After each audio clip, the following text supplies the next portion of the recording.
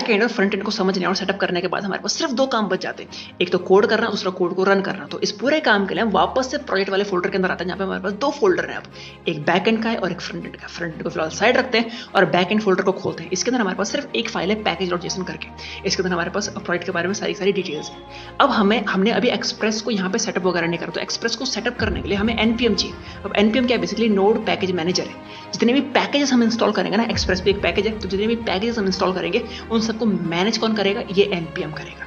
तो उस पूरे प्रोजेक्ट यानी कि बैकएंड को हमको VS कोड के अंदर खोलना है, VS कोड के अंदर हमें टर्मिनल खोलना है, टर्मिनल के अंदर हमें क्या लिखना है, ये पर्टिकुलर कमांड लिखनी है npm install express।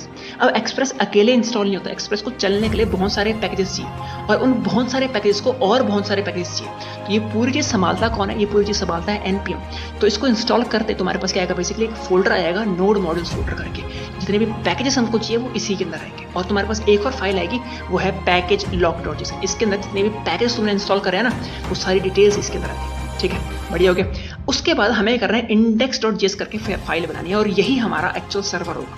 इस फाइल को बनाते ही हमें करना है एक्सप्रेस को बैकएंड के अंदर यानी कि इस फाइल के अंदर लेके आना है। ठीक है, वो कैसा करना है, const express equals to require express, यानी कि हम एक्सप्रेस को लेके आ रहे हैं और इस पर्टिकुलर वेरिएबल के अंदर रख रहे हैं। एक बार एक्सप्रेस आ गया तो हमें सर्वर बनाने की आज़ादी हो जाती है।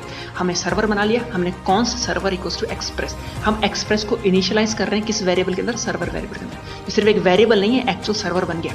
अब इस सर्वर को चलाना पड़ेगा किसी पर्टिकुलर पोर्ट पे। तो कैसे चलाते हैं इसको पर्टिकुलर पोर्ट पे, तो server.listen 3000, हम इस सर्वर को 3000 पोर्ट पे लिसन करवा रहे हैं, इस सर्वर को 3000 पोर्ट पे चला रहे हैं बेसिकली।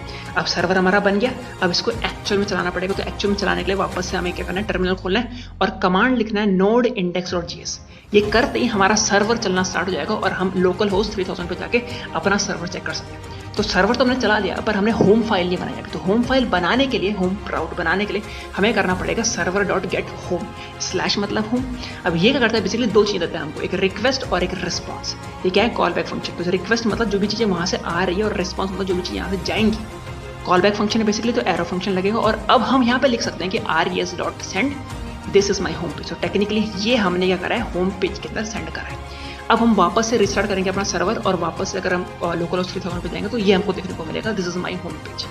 अब अगर ये पूरी चीज़ तुम मेरे साथ बैठ के करना चाहते हो तो भाई इस संडे मैं 11 से लेके 1 PM तक एक वेबिनार होस्ट कर रहा हूँ बेसिकली। इसमें बैक एंड, फ्रंट एंड और एक पूरा प्रोजेक्ट बनाएंगे जहाँ पे ये सारी चीज़ें होने वाली हैं, सारी चीज़ें एक दूसरे से बात करेंगे, सब कुछ होने वाला है। ठीक है, तो जल्दी जाओ, वन का इस पूरे वेबिनार का प्राइस 29 रुपीज़ होने वाला है यार। तो जल्दी जाओ, एनरोल करो, बायो में लिंक मिल जाएगा और स्टोरी में लिंक मिल जाएगा।